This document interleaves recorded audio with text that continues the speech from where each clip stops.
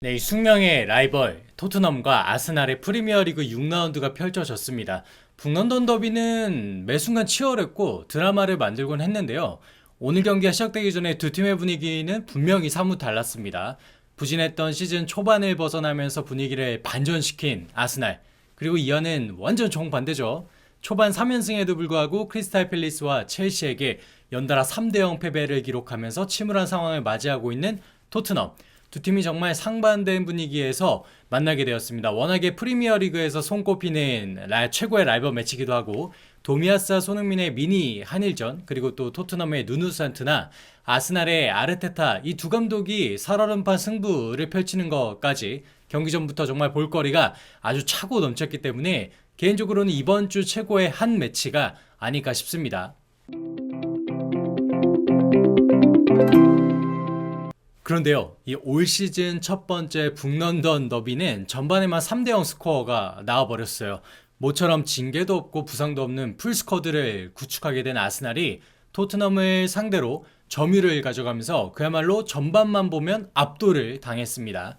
특히 자카와 파티, 그리고 웨데고르로 이어지는 이 미드필더 라인이 토트넘의 2선보다 분명한 우위를 보였죠. 그러다 보니까 전반 점유율 초반에 보면 7대3, 심하게는 8대2까지 기록하더라고요. 물론 토트넘이 지금까지 해온 경기들을 보면 압도하는 경기가 사실 거의 없긴 했습니다. 위기의식을 느꼈을까요? 누누 감독이 후반 시작하면서부터 나름 과감하게 이 알리 대신 스킵을 넣고 탄강가 대신 에메르송을 투입합니다. 또 전반에 굉장히 답답하게 만들었던 이놈의 애매한 지역 방어, 이거를 이제 빠르게 포기하고 1대1 강력한 대인 방어로 전환을 시키더라고요. 그렇게 되니까 토트넘은 후반 들어서는 이 밀리던 점유율도 어느 정도 가져왔습니다.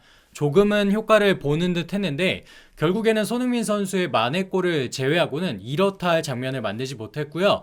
최근 분위기를 끌어올린 이 아스날의 참패를 당하고 말았습니다.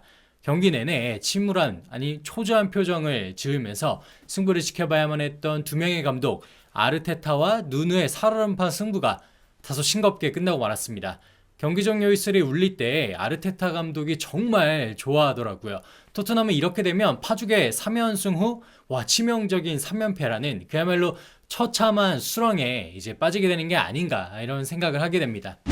이번 경기의 골 장면들을 좀 언급해보면 먼저 전반 12분에 사카가 드리블을 치고 나가죠. 그리고 짧은 컷백을 했고요. 중앙에 있다가 침투한 아스날의 백넘버 10 에밀 스로우가 무주공산으로 공을 받으면서 가볍게 찔러 넣었습니다.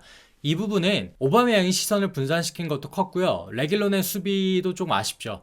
경기 전부터 핵심 선수로 저희가 에밀 스미스로우를 꼽았는데 역시 기민한 움직임을 경기 내내 보여줬고 침투를 통해서 선제골을 집어넣습니다. 또 27분경의 골은 아스날 역습의 백미를 보여준 부분이라고 생각을 하는데 롱패스를 이어받은 오바메양의 센스 있는 원터치, 이게 기가 막혔어요. 그리고 그걸 받아서 냅다 달리는 에밀 스로우의 빠른 침투, 또 영리한 컷백이 이어졌고요. 이걸 정확히 토트넘 구석에 꽂아놓은 오바메양 골이 나오게 되었습니다. 그리고 토트넘의 절망은 여기서 끝이 아니었습니다. 34분에는 중앙에 스미스로우에 돌려놓는 롱패스, 이게 진짜 기가 막히게 정확했죠.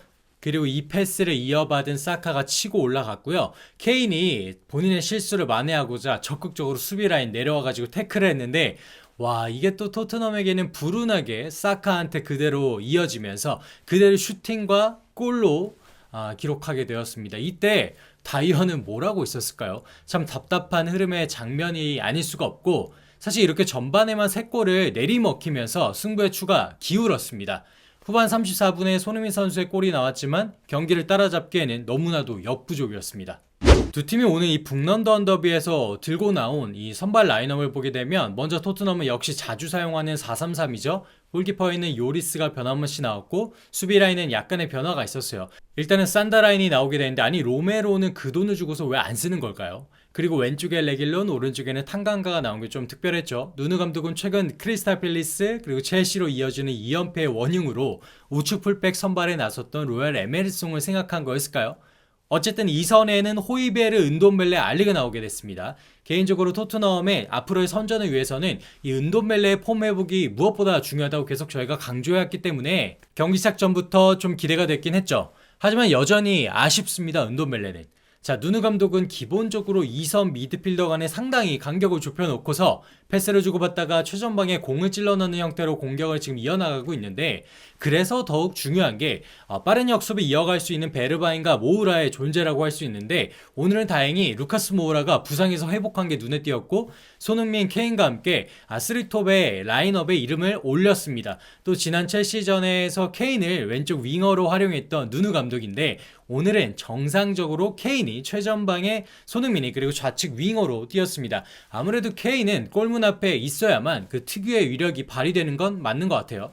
반면에 이 홈팀 아스날이 들고 나온 포메이션을 보면 램스데일이 골키퍼 장갑을 꼈고요. 백포에는 3경기 연속 선발에 빛나는 토미야스, 그리고 베나이트, 마갈량스, 티어니가 나왔습니다. 결국 티어니가 나왔다는 얘기는 비대칭으로 올려가지고 공격적으로 활용할 수 있다는 걸 또한 의미하겠죠. 실제로 오늘 경기에서도 티어니가 과감하게 올라가더라고요. 삼선을 보게 되면 징계에서 복귀한 자카 그리고 파티가 나란히 섰고요. 자카가 나오게 되면 후방 빌드업에서 조금 여유로운 작업을 할 수 있게 되는 아스날이죠. 그리고 2선은 스미스로우, 웨데고르, 부카요 사카가 나왔습니다. 최전방은 오버맹이 나왔고요. 침투 패스의 장점이 있는 이 웨데고르를 4-2-3-1의 가장 중요한 꼭지점 자리, 이 10번 놀 역할을 맡긴 아르테타입니다. 오바메양과 손흥민이 이 경기 시작하기 전부터 주목할 선수로 언론의 집중을 받은 선수들인데, 역시나 두 팀을 대표하는 이 공격수들은 이름값을 톡톡히 했습니다. 특히 먼저 아스날의 오바메양은 그동안의 부진을 씻기라도 하듯이 구장을 찾은 앙리도 웃음짓게 만든 경기력을 보여줬단 말이죠. 원톱으로 출전하면서 등을 지며 공을 소유하는 모습이라던가 아니면 롱패스를 받아서 원터치로 측면을 쇄도하는 공격수들, 특히 스미스로에게 내주는 거라던가 아니면 기회가 왔을 때 골로 결정짓는 여전히 살아있는 그 슈팅 등은 참 일품이었습니다. 오바메양이 이렇게 살아나게 되면 아스날로서도 더할 나위 없겠죠. 자, 그리고 우리의 손흥민 선수 오늘 경기 내내 참 답답했을 건데요. 그래도 북런던 더비에서 토트넘의 일말의 자존심을 살려준 만회골을 기록했습니다. 토트넘은 심각한 게 이 손흥민 선수의 골들을 제외하면 필드골이 없다는 겁니다. 당장 기억나는 것만 해도 알리의 PK골 그리고 손흥민 선수의 프리킥골이 전부기 때문에 참 득점 빈곤에 시달리는 모습을 계속해서 보여주는 지금의 토트넘입니다. 자, 마지막으로 오늘은 이 누누 감독의 전술에 대한 얘기를 안 할 수 없을 것 같습니다.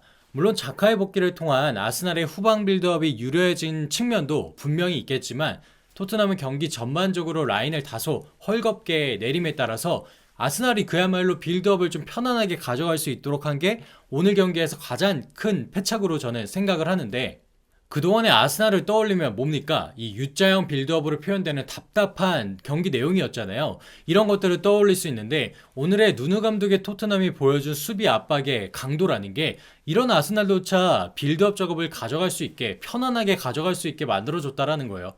이런 식의 경기 운영은 매우 곤란합니다. 이렇게 해서는 승리를 할 수가 없죠. 특히 아스날은 스쿼드를 보게 되면 중원만큼은 이 토트넘에게 결코 밀리지 않고 어쩌면 우위라고 볼 수도 있단 말이에요. 이 선수들이 패스를 편하게 주고받게끔 그대로 내준다는 건 절대로 나와서는 안 될 모습이죠. 경기 지겠다고 선언하는 거랑 같단 말이에요. 누누 감독의 이 전술 운용에 있어서 정말 큰 아쉬움을 느낄 수밖에 없는 매치였습니다. 오늘 경기장에서는 벌써부터 누누 감독의 경지를 예측하는 노래가 들렸다고 하는데요. 그도 그럴 것이 토트넘 벌써 3경기 연속 3실점입니다. 이건 좀 심각하죠. 토트넘 역사에서도 처음 있는 기록이라고 하는데, 글쎄요, 앞으로 이 토트넘 감독으로서의 누누가 과연 언제까지 그 자리를 지킬 수 있을까요? 아님 언제 그러냐는 듯이 반등의 계기를 또한 마련할 수 있을까요? 손케디오의 이 절망은 언제까지 이어질까요? 그리고 우리가 이 답답한 경기를 계속해서 봐야만 할까요? 여러분들과 함께 지켜보도록 하겠습니다.